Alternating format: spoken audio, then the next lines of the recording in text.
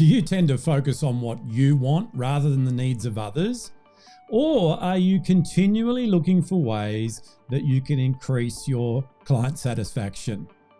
Well, stick with me in this episode because I'm going to help you to unpack the crucial competency of service orientation.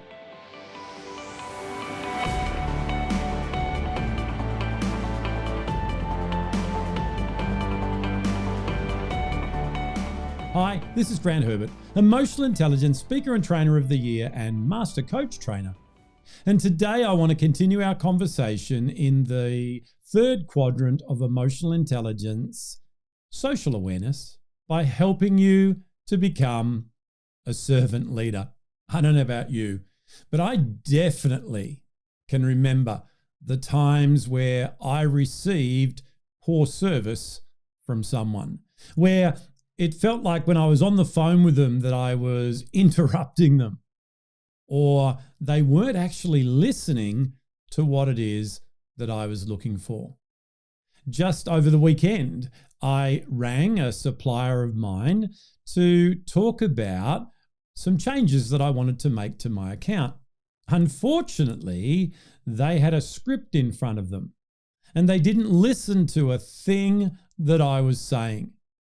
And in fact, the solution that they came up with was so far away from what I'd asked for, it wasn't funny.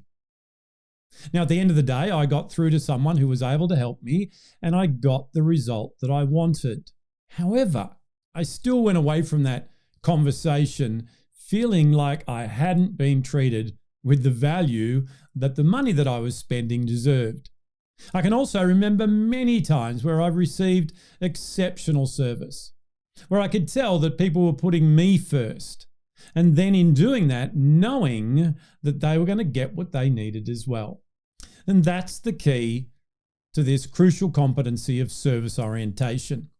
Now, before we can move into this competency, we need to step back and look at the things we've looked at over the last few weeks, and particularly around the area of empathy. So to be able to serve the needs of others, you firstly need to seek to understand. You need to look at it from their perspective, not just yours. So empathy is really, really important. And if you haven't had the opportunity to go through that particular episode, then go back a couple of weeks and you can go through before you come back.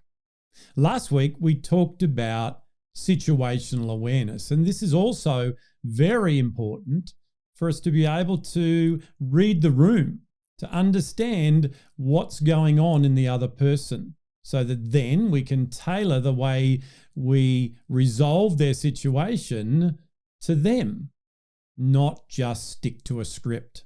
When you develop this competency, rather than just offering off-the-shelf solutions to your client's needs, you can go the extra mile and you can make sure that what you're offering them is actually ticking the boxes. And they go away from that experience with you going, wow, I feel valued and I really enjoy working with this person. Now we're talking about this in the context of customer or client service. However, what I really want to get across to us is this is the way we can work with everybody. It's easy for us to understand this looking at it in this context. However, when we become a servant leader, when we look at life and our interactions with people in a way that says, I'm going to give you the best of me that I can, so that in return, I'm going to have the communication that we need to have a mutually beneficial relationship. So even though we're talking about this in the terms of transactions with clients, with customers, I want you to expand your thinking to every area of your life where you get to work with people. People remember their interactions with us. And if it's one that was pleasurable, then they remember it in a favorable way. So what I want to do is give you some key principles of service orientation. so that you can then go out and practice these, particularly as we're going into this busy part of the year where everybody's going on holidays and there's a little bit more tension going on in the world right now. So before we do that, I just want us to understand what servant leadership is not. Sometimes when people hear the word servant, they think that it's subservient, where they're below the other person, and it's definitely not that.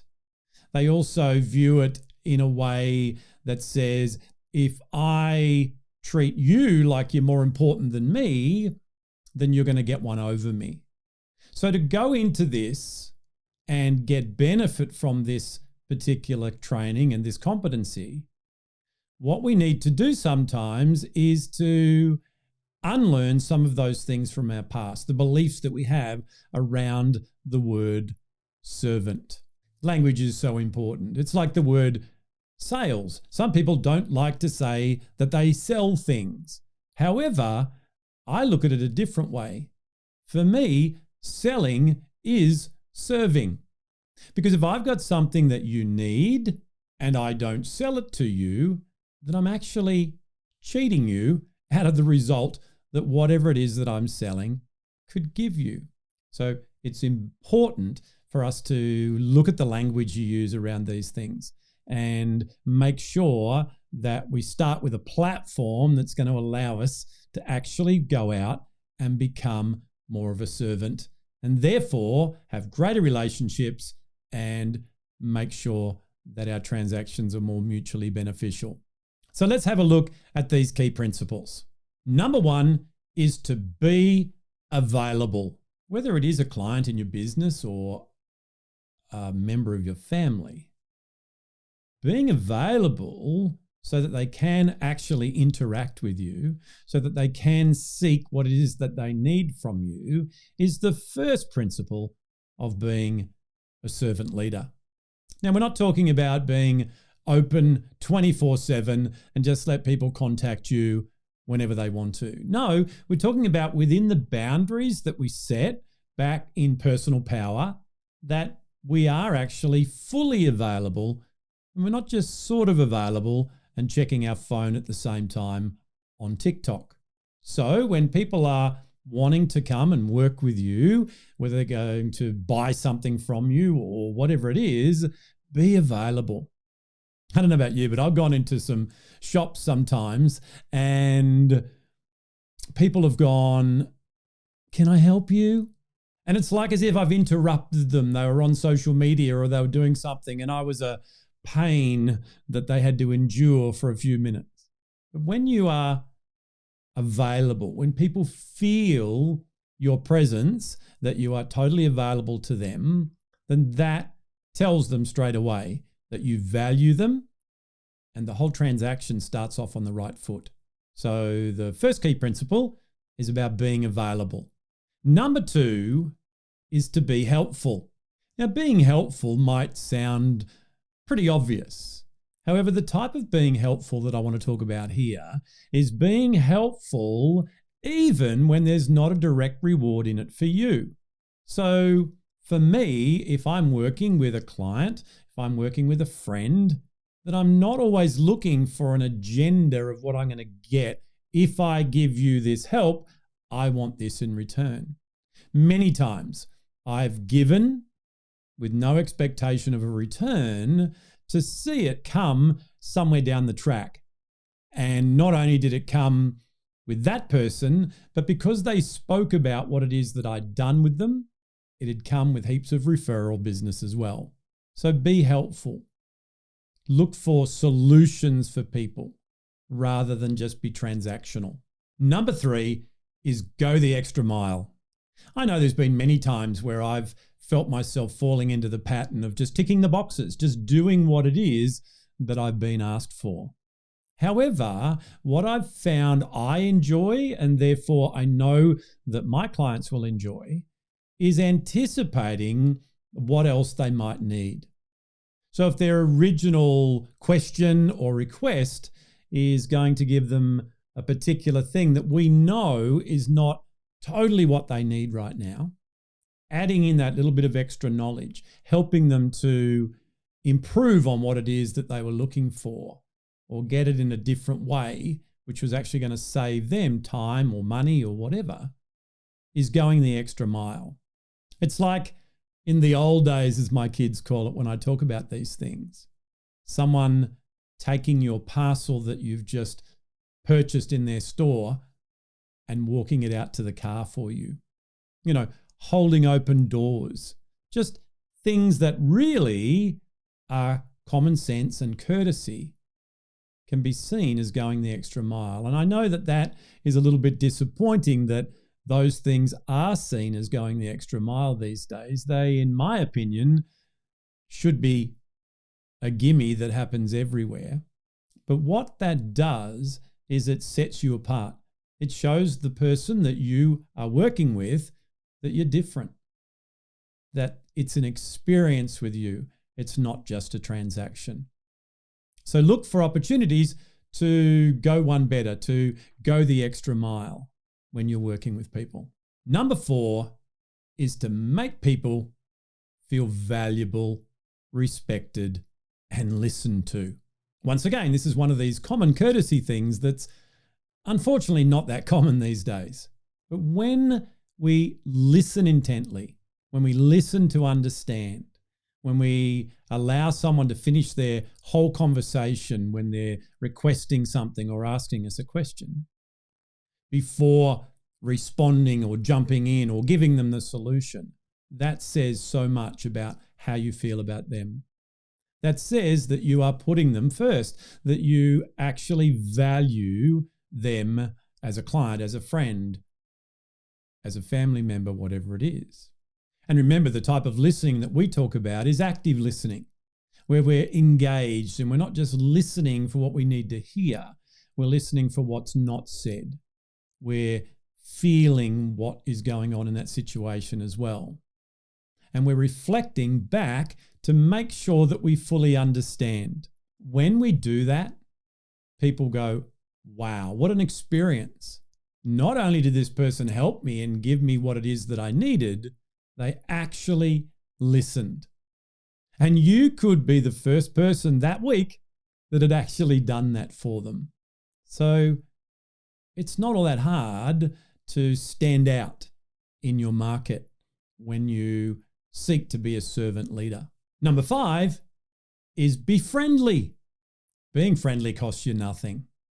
However, the reward that comes from it for both you and the other person is priceless. It starts with greeting people by asking for their name and then using it. All those simple things that we were taught when we were at school. It's about showing a greater interest in that person than the transaction that you want to do with them. It's about common courtesy, and it's not all that hard to do. However, once again, it's something that will set you apart. Anything that you do when you're interacting with people leaves an experience and an impression on them. And that's their perception of you, and therefore forms their opinion of whether or not they want to continue to work with you. So just be friendly. Have a smile on your face. Be courteous. Ask rather than tell. And this sets you apart as someone who people want to work with. Number 6 is have a yes attitude. Sometimes when I work with people, I don't feel that they actually want to solve my problem. In fact, I think sometimes the roles are reversed and they just want to be heard. There's nothing sweeter to the sound of your client than the word yes. Being able to feel certain and comfortable that you are going to be able to help them. Now, the way we do this so that we don't put ourselves in a situation where we're not able to give them what they need or it goes outside our own boundaries is to ask more questions, is to let them know that you're going to do whatever you can. So they may ask for a particular thing, come back with something like, I'd love to help you with that. So that puts you on the front foot as being someone who wants to actually be involved, rather than, oh, I'm not sure whether we can do that, or that's not something that we normally do, which immediately puts up a barrier and says, I'm not here to help you. I'm only here to help me. One of the most powerful words in the English language is the word yes, and your clients want to hear it. Number 7 is to make promises and keep them. There's nothing worse when you're working with someone who overpromises and then underdelivers, who out of a sense of uncertainty or a lack of personal power just want you to approve of them, so they just say yes to everything but then do nothing. A servant leader makes sure that they only promise what they can deliver. And whatever they feel they might be able to do, they speak about that in a different way, where they go, I'm not sure if we can do that. Let me go and find out and come back to you. So instead of responding directly to things all the time, sometimes we need to get more information, or we might need to get the assistance of others. When we're working with people, they need to know you, like you, and trust you so that they buy things from you, keep buying them from you, and refer you to their friends. Nothing builds trust faster than keeping your word. So it's crucial that you make promises that you can keep. The logistics behind that is to actually do some follow-up, to make sure that you've got a system in place that reminds you what you said you were going to do, that prompts you to do it, and then has a process for you to go back to your client and let them know that it's done. So there you have 7 key principles that you can work on. That, as I said, and I'm sure you will agree, are all common courtesy that say to the other person, you're valuable, I want to help you, I want to give you the result that you want, and make you a servant leader. Servant leaders are the greatest leaders of today. They're the ones that tend to be the most successful, because instead of treading all over people, they lift people up. And then people want to get around them. People want to work with them. People want to follow them. And that's the type of leader that I know that you can be. So as we go into this break period, into this Christmas holiday period, there's going to be many opportunities for you to be a servant leader. If this is something that you need some more help on because you feel like you've got some challenge around those words of servant or leader, then make sure that you get in touch. Make sure that you go back and you look at some of the other episodes and you look at your personal power. You look at your self-worth, how you feel about yourself, and the beliefs that you have around your identity, because they will stop you from being a servant leader, from having empathy. And these are all competencies of social and emotional intelligence. And you can see now how we go on this journey from self-awareness into self-management.